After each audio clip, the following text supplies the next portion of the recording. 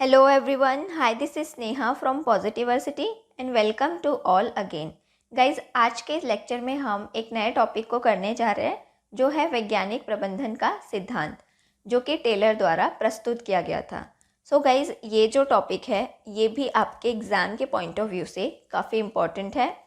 Last year के question paper के behalf पे ये कहा जा सकता है कि इस टॉपिक से कई बार एक लॉन्ग क्वेश्चन पूछ लिया जाता है या फिर इससे एक शॉर्ट नोट भी पूछ लिया जाता है। तो प्लीज़ आप इसके कंटेंट पर विशेष रूप से ध्यान दीजिएगा, क्योंकि ये जो कंटेंट है ये आपके एग्ज़ाम के पॉइंट ऑफ व्यू से काफ़ी इम्पॉर्टेंट है। सो गाइज़, इस टॉपिक को स्टार्ट करने से पहले हम ये देखेंगे कि आज के इस लेक्चर में हम किन किन चीज़ों पर डिस्कशन करेंगे। So guys, first of all हम इसका परिचय देखेंगे, यानी कि जो वैज्ञानिक प्रबंधन सिद्धांत है उस पर टेलर क्या कहते हैं, वैज्ञानिक प्रबंधन सिद्धांत जो है उसका अर्थ क्या है, इसके बारे में हम पढ़ेंगे। उसके बाद हम देखेंगे टेलर की प्रमुख कृतियाँ, यानी कि उनकी जो महत्वपूर्ण बुक्स हैं वो क्या क्या रही हैं। इसके बाद हम पढ़ेंगे वैज्ञानिक प्रबंधन सिद्धांत, इस पर टेलर क्या कहते हैं, किस प्रकार के विचार प्रस्तुत करते हैं। और इसके बाद हम देखेंगे वैज्ञानिक प्रबंधन के आधारभूत सिद्धांत। गाइज, इसके बाद हम पढ़ेंगे वैज्ञानिक प्रबंधन के कुछ अन्य कंसेप्ट। सो गाइज, इनके कंसेप्ट में हम दो कंसेप्ट को पढ़ेंगे, मानसिक क्रांति और प्रकार्यात्मक फॉरमैनशिप। सो गाइज, इसके बाद हम देखेंगे वैज्ञानिक प्रबंधन सिद्धांत की आलोचनाओं के बाद हम पढ़ेंगे इसका निष्कर्ष, यानी कि इसका कंक्लूजन। सो गाइस, चलिए फिर स्टार्ट करते हैं आज का लेक्चर।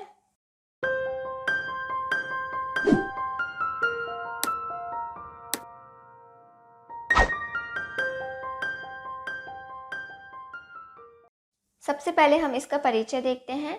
गाइस, वैज्ञानिक प्रबंधन दो शब्दों विज्ञान और प्रबंधन से मिलकर बना है, जहाँ पर विज्ञान का अर्थ होता है विशिष्ट ज्ञान या फिर नॉलेज में इंक्रीज होना, और प्रबंध का अर्थ होता है किसी कार्य को सुव्यवस्थित ढंग से चलाना।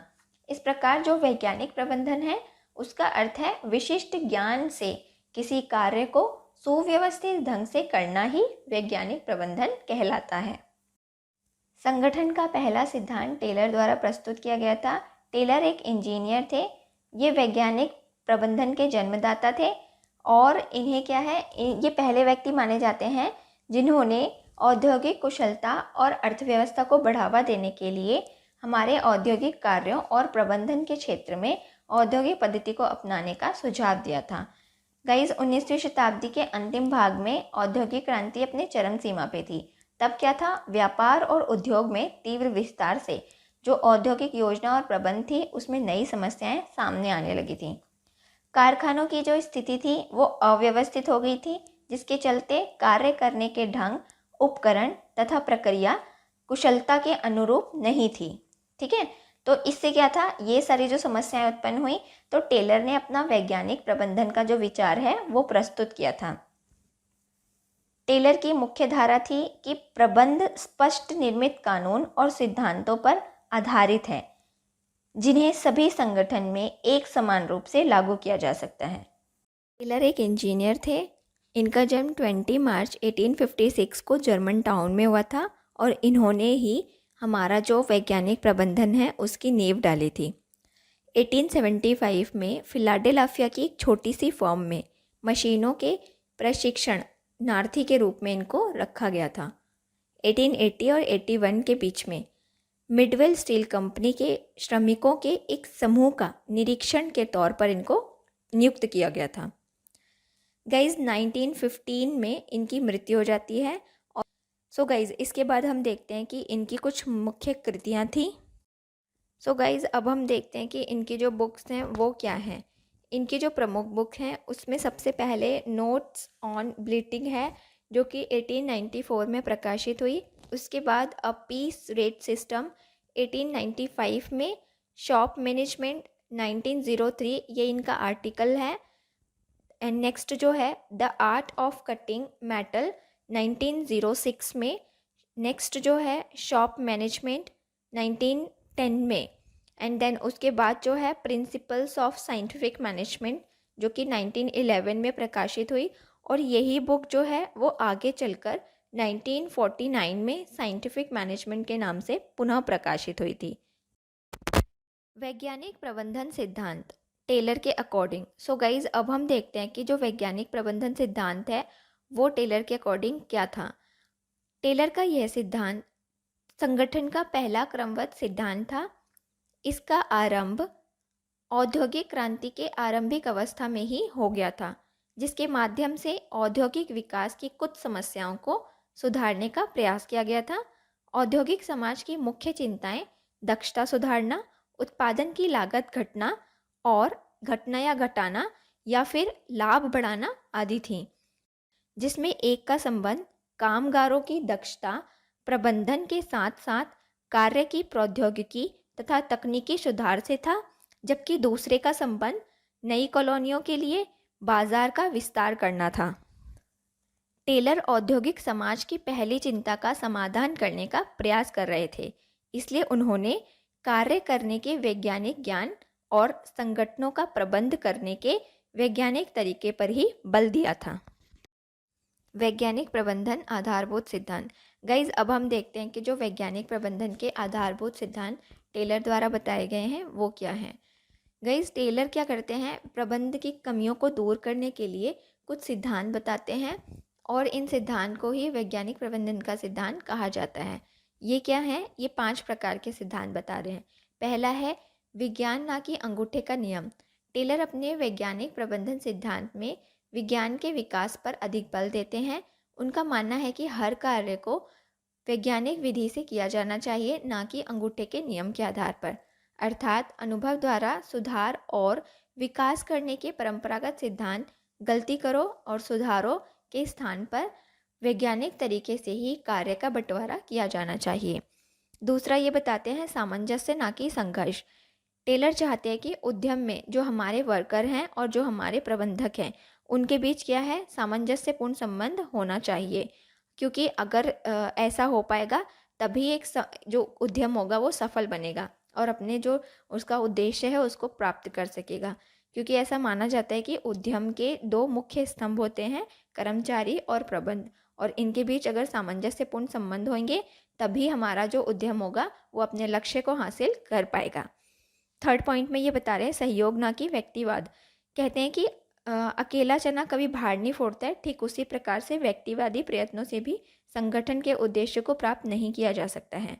कर्मचारियों में सहयोग की भावना होना अत्यंत आवश्यक होता है। न्यूनतम लागत पर अधिकतम उत्पादन वैज्ञानिक प्रबंधन का मुख्य उद्देश्य है और इस उद्देश्य को तभी हासिल किया जा सकता है जब सहकारी रूप से प्रयासों को किया जाए, ना कि व्यक्तिवादी प्रयासों से। 4 जो सिद्धांत बता रहे हैं वो है सीमित उत्पादन के स्थान पर अधिकतम उत्पादन। टेलर के अनुसार वैज्ञानिक प्रबंधन का उद्देश्य श्रमिकों तथा प्रबंधकों को दोनों की खुशहाली है और ऐसा तभी संभव हो सकता है जब अधिकतम उत्पादन हो सके। इसी कारण टेलर जो कहते हैं सीमित उत्पादन के स्थान पर अधिकतम उत्पादन पर बल देते हैं। गाइस, 5वां जो सिद्धांत ये बता रहे हैं उसमें ये बोलते हैं कि प्रत्येक व्यक्ति का अधिकतम दक्षता और समृद्धि तक विकास होना चाहिए। टेलर ने वैज्ञानिक प्रबंधन सिद्धांत के तहत श्रमिकों की दक्षता बढ़ाने पर अधिक बल दिया है ताकि ऊंची मजदूरी वो पाने लायक बन सकें, और ऐसा तभी संभव होगा जब वैज्ञानिक आधार पर चयन हो। उनके बीच प्रशिक्षण और कार्य का बंटवारा वैज्ञानिक तरीके से किया जाए।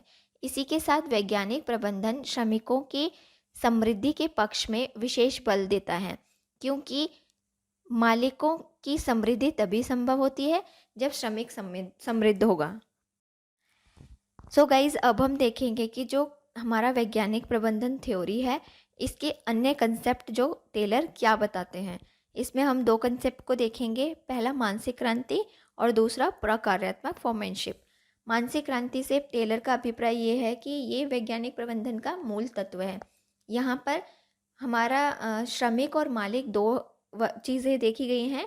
मानसिक क्रांति में देखा गया है कि श्रमिक जो होगा वो मालिक से अधिक वेतन चाहेगा और मालिक जो होगा वो श्रमिक से अधिक काम करवाना चाहेगा, जिसके कारण इनके बीच जो परस्पर संबंध होते हैं वो तनाव के, अविश्वास के बने रहते हैं और जिसके आधार पर ये वातावरण जो है वो असंतुलित रहता है, मतलब परस्पर अविश्वास का वातावरण मोस्टली यहाँ पे बना रहता है। टेलर इस मानसिकता में परिवर्तन का आग्रह करते हैं और इसे ही वो मानसिक क्रांति कहते हैं। नाउ नेक्स्ट में ये प्रकार्यात्मक फॉर्मेनशिप बता रहे हैं। प्रकार्यात्मक फॉर्मेनशिप टेलर का वैज्ञानिक प्रबंधन का एक महत्वपूर्ण अंग है। यह अवधारणा कार्यों के विशेषीकरण पर आधारित है, जिसके तहत श्रमिकों के कार्यों को निर्देश करने के दायित्व 8 अधिकारी या व्यक्तियों का होता है।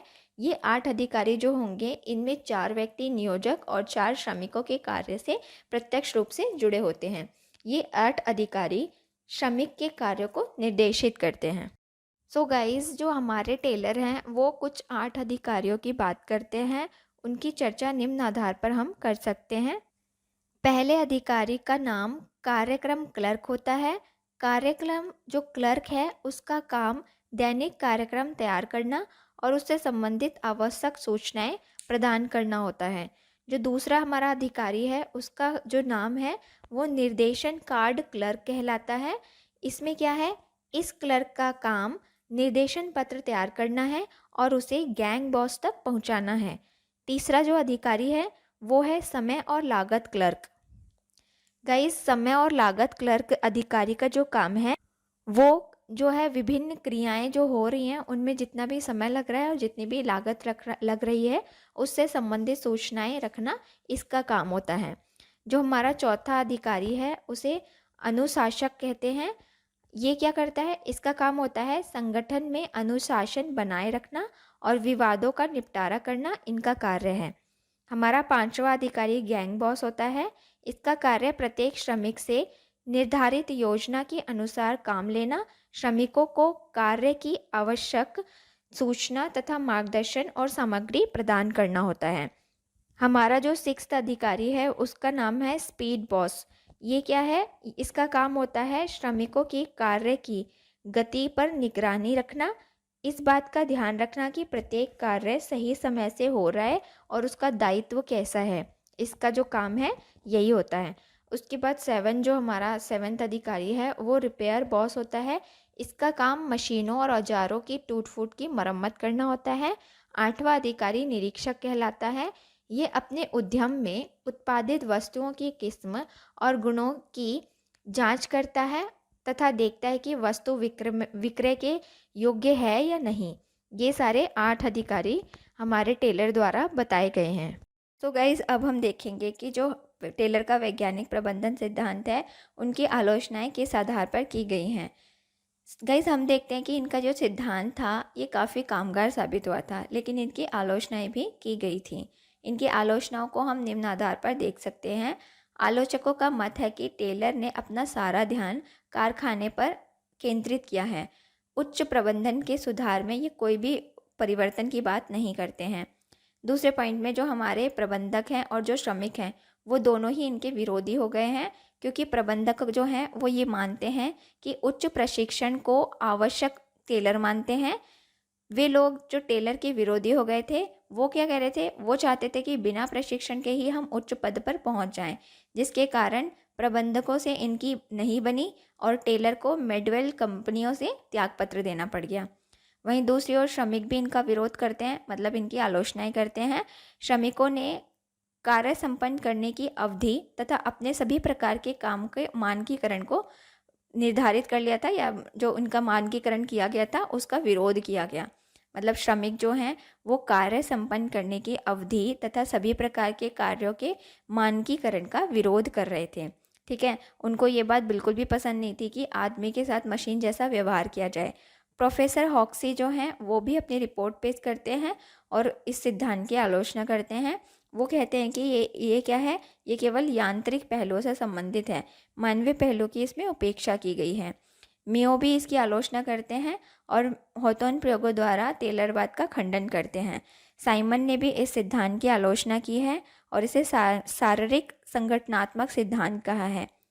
गाइस, प्रबंध के व्यवहारकर्ता ने नियोजन को क्रियान्वयन से पृथक करने का विचार एवं नियोजन कार्य को क्रियात्मक फॉर्मेनों को सुप्रद करने की बात को अव्यावहारिक माना है। सो गाइज हमने देखा कि इसके आधार पर जो है इनकी आलोचनाएं की गई हैं। तो अंततः हम ये कह सकते हैं कि टेलर का ये जो सिद्धांत था ये काफ़ी प्रभावशाली आंदोलन था, परंतु इसके तहत टेलर ने श्रमिकों को केवल एक आर्थिक इकाई माना है। उन पर पड़ने वाले सामाजिक और मनोवैज्ञानिक प्रभाव व आवश्यकताओं की उपेक्षा की है, जिसके कारण टेलर के इस सिद्धांत की कई आलोचनाएं भी की गईं। इन आलोचकों की मान्यता थी कि मानव की वित्तीय आवश्यकताओं के अतिरिक्त अन्य सामाजिक और मनोवैज्ञानिक आवश्यकताएं भी होती हैं। संगठन की सामाजिक प्रणाली के तहत व्यक्ति निजी तौर पर अपने सहकर्मियों से अलग थलग नहीं रहता और वह सिर्फ विवेकशील मापदंडों से मार्गदर्शित नहीं होता है। मेयो जैसे अनेक विचारकों के अध्ययनों से यह स्पष्ट हो जाता है कि मनुष्य जो है वो एक या अधिक अनौपचारिक समूहों से संबंधित होता है, मतलब उससे संबंध रखता है। सो गाइज़, ये लेक्चर यहीं पे ख़त्म होता है। अगर आपको ये लेक्चर अच्छा लगा है तो इसे मोर एंड मोर लाइक्स दीजिए, हमारे चैनल को सब्सक्राइब कीजिए और इस वीडियो को अपने फ्रेंड्स के साथ शेयर कीजिए। Thank you to all guys. मिलते हैं नेक्स्ट लेक्चर में।